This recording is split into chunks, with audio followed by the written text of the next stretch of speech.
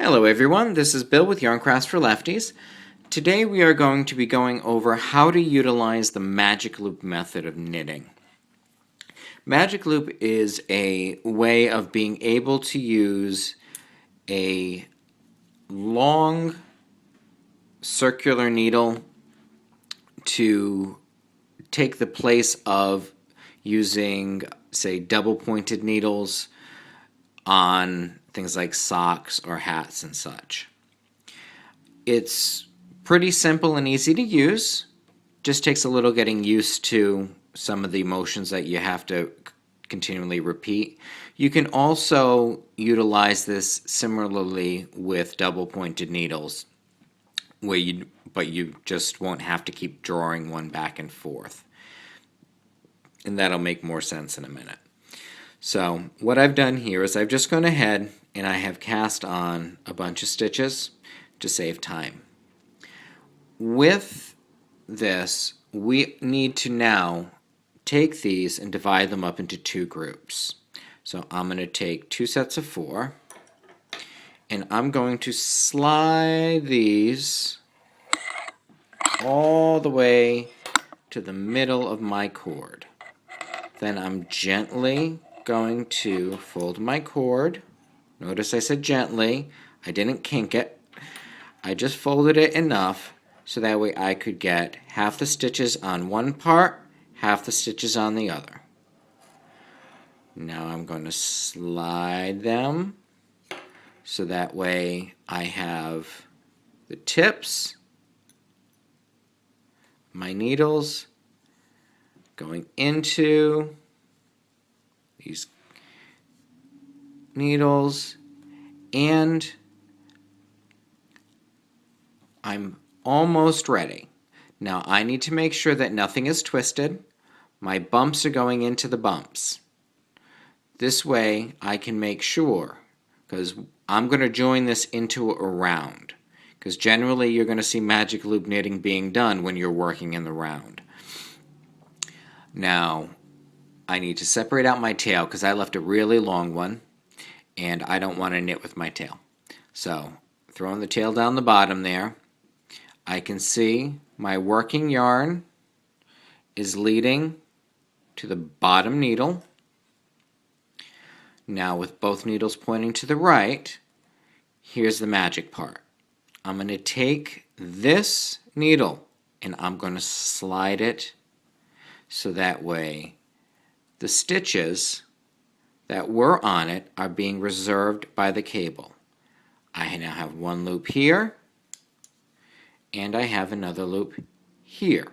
This is why it's called magic loop. So now I'm going to go ahead and I am going to knit across this needle just like we normally would, taking special care at this stitch because it's the first stitch that's joining the round. And once I do it, I'm just going to give it a little bit of a cinch just to make sure that I don't get a gap here. Don't make it so tight that you turn this stitch into a death grip. It's just a little bit of a cinch to close up any spacing that may be created by loose thread. Then I go ahead, I just knit the rest of my stitches across. So far, this is regular knitting at this point.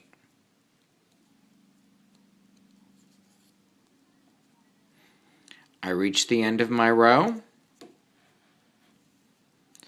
So now I need to get back so I can knit again. So I'm going to take my cord and I'm going to slide it through to the stitches and I'm going to get them on.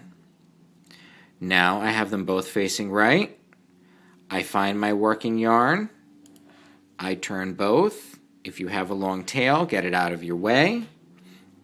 Now that I've found both, I am going to make sure nothing is twisted up. We're good.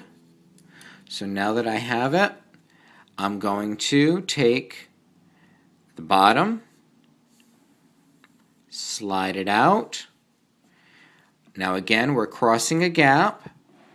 So once we cross the gap, we give it a little cinch, nothing drastic. Don't turn it into a strangle contest. Then we go ahead, knit across our row.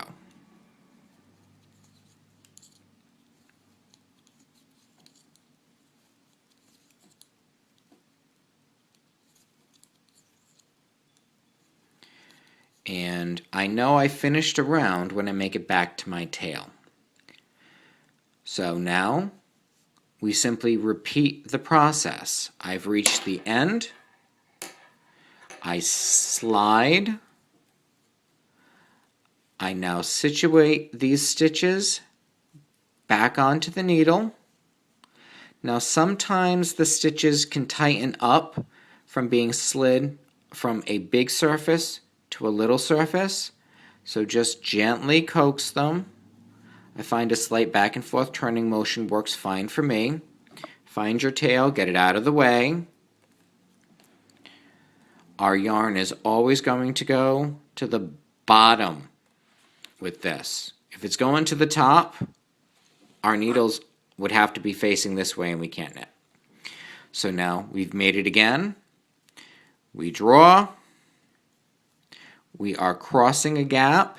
Since we are crossing a gap, we're going to knit the first stitch, and once it's off, we're going to give it a little bit of a cinch. Nothing drastic, just a little tug. Now we go ahead, knit across.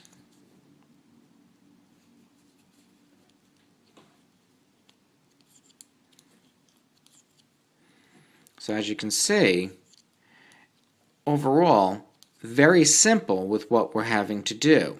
I've reached the end, now it's reset. Slide, situate, find your working yarn, turn. Once you've turned, we're ready to cross a gap. And see, that's not really a very big space, and once we work the next stitch, it'll close itself back up more. Slide out, cross the gap, cinch the yarn, knit the rest. And that is all there is to using the magic loop method of knitting.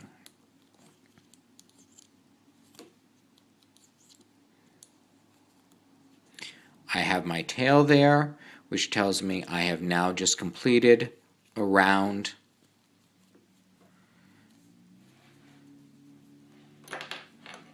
You can see that space there, because we gave it that little bit of a cinch, comes out nice and clean, which is what we want.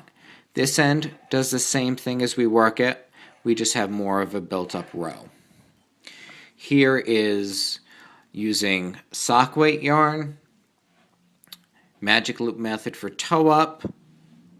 I'm doing the same thing. When I'm ready to start the next row, I gotta find it, and I'm going to draw the bottom one through. No differences, nothing crazy. Once you get used to moving back and forth and sliding the needle back and forth, it's easy.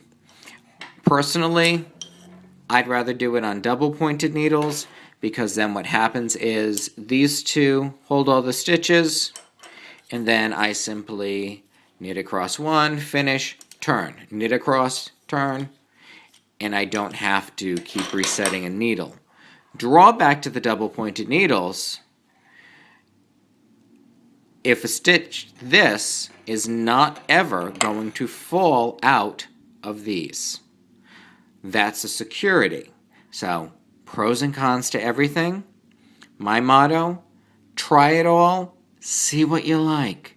If it works for you, go for it. If it doesn't, find something else.